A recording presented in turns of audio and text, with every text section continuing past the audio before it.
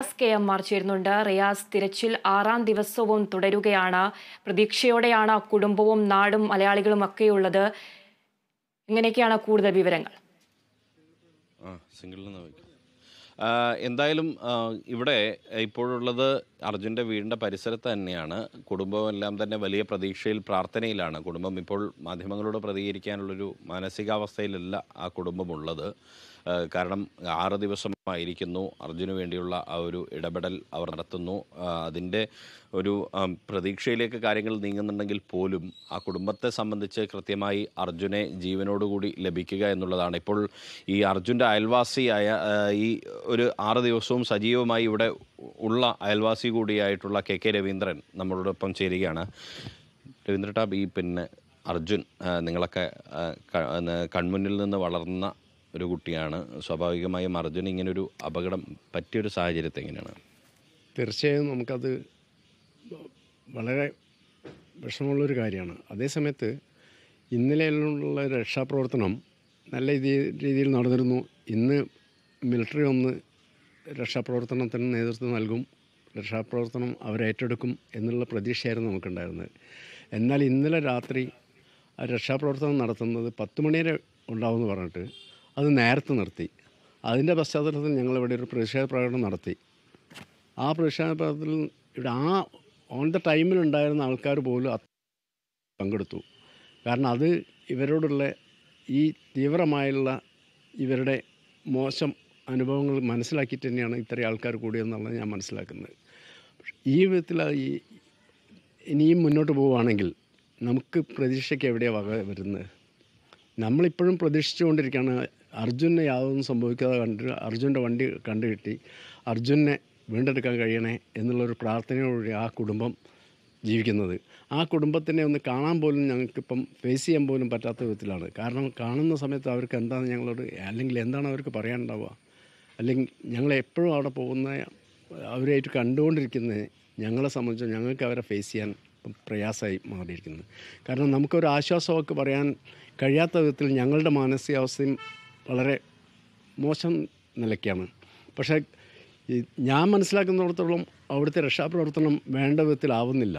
കാരണം എന്താണെന്നുണ്ടെങ്കിൽ നിങ്ങൾക്ക് സാധാരണഗതിയിൽ ഞാൻ പറയാതെ ആ ടെക്നിക്കൽ ക്വാളിഫിക്കേഷൻ ഒന്നും ആവശ്യമില്ല, സാധാരണഗതിയിൽ മനസ്സിലാക്കാൻ പറ്റും. എന്തെന്ന് പറഞ്ഞാൽ അവിടെ ഒരു പൊക്ലൈൻ ആണെങ്കിൽ അല്ലെങ്കിൽ ലോഡ് കയറ്റി വിടുന്ന മെഷീൻ അവിടെ നിന്ന് ലോഡ് കയറ്റി ടിപ്പറിലേക്ക് മാറ്റുകയാണ്. അതിന് പകരം ആ മണ്ണ് നിൽക്കുന്ന സ്ഥലത്തുനിന്ന് മണ്ണ് പിറകോട്ട് മാറ്റാൻ കുറച്ച് പൊക്ലൈൻ വെച്ച് മാറ്റിയതിന് ശേഷം അത് അൺലോഡ് ചെയ്യുന്ന ബാക്കിൽ നിന്ന് വേറൊരു ഷിഫ്റ്റായിട്ട് ചെയ്യണം. 2 ഷിഫ്റ്റായിട്ട് ബാക്കിലും ഫ്രണ്ടിലും നിന്ന് കഴിഞ്ഞ് കണ്ട് ഈ അപകടം വരികയാണെങ്കിൽ തന്നെ ഇവർക്ക് മാറാൻ പറ്റും. ഇവർ പറയുന്നത് ഈ മണ്ണിടിയും, ആ മണ്ണിടിയുന്നതിൻ്റെ ഒരു പശ്ചാത്തലത്തിൽ ഞങ്ങൾക്ക് ചെയ്യാൻ പ്രയാസമുണ്ട് എന്നുള്ളതൊക്കെയാണ്. എൻ്റെ അഭിപ്രായത്തിൽ എന്താ പറഞ്ഞാൽ 24 hours ചെയ്യാനുള്ള ഒരു പദ്ധതി ആദ്യം തന്നെ ഉണ്ടാക്കിയിട്ടുണ്ട്. അതിലുള്ള ലൈറ്റും സംവിധാനങ്ങൾ ഉണ്ടാക്കിയിട്ട് എങ്കിൽ ഇതിന് മുമ്പ് തന്നെ നമുക്ക് അർജുനെ കിട്ടിയിരുന്നേനെ. പക്ഷേ ഇപ്പം നമുക്ക് എന്താണെന്നുണ്ടെങ്കിൽ അവിടെ ഇന്ന് നമ്മൾ ചാനലിലൊക്കെ കാണുന്ന ഇത് വെച്ച് നോക്കുന്ന സമയത്ത് ഇന്നലത്തേനേക്കാൾ വളരെ മോശമായുള്ള രൂപത്തിലാണ്.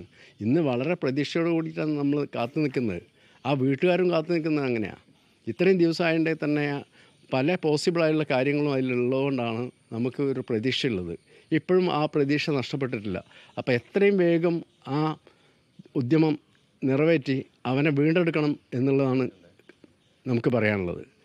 വേറെ ഇവിടെ നിന്നുള്ള ഇന്നലെ സംഭവിച്ചത് എന്താണെന്നുണ്ടെങ്കിൽ 8 മണിക്ക് മുമ്പ് തന്നെ രക്ഷാപ്രവർത്തനം നിർത്തിയെന്നാണ് മനസ്സിലായത്.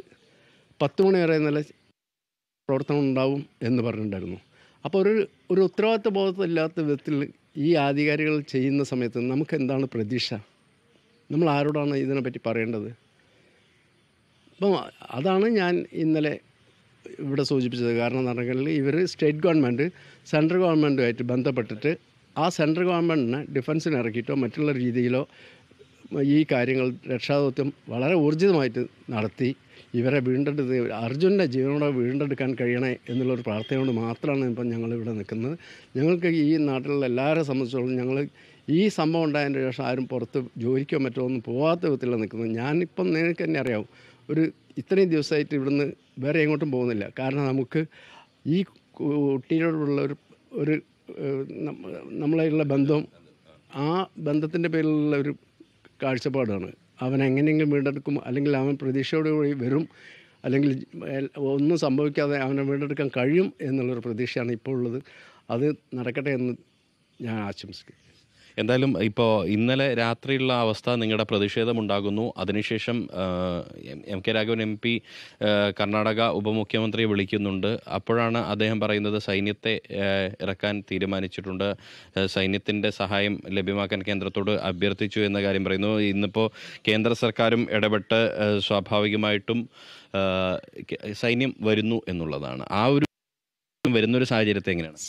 സൈന്യം വരുന്ന ഒരു സാഹചര്യം വരികയാണെന്നുണ്ടെങ്കിൽ ഞങ്ങൾ വളരെ ഹാപ്പിയാണ് ആ കാര്യത്തിൽ. കാരണം നമുക്ക് ചെയ്യാവുന്നതിൽ ഏറ്റവും വലിയൊരു ദൗത്യമാണല്ലോ അത്. കാരണം സൈന്യത്തിനെ സംബന്ധിച്ചിടത്തോളം അവർക്ക് വേണ്ടതായ എല്ലാ എക്യുപ്മെൻറ്റ്സും അവർ ഇത് കുറച്ച് നേരത്തെ ചെയ്യേണ്ടതായിരുന്നു എന്നാണ് എനിക്ക് പറയാനുള്ളത്.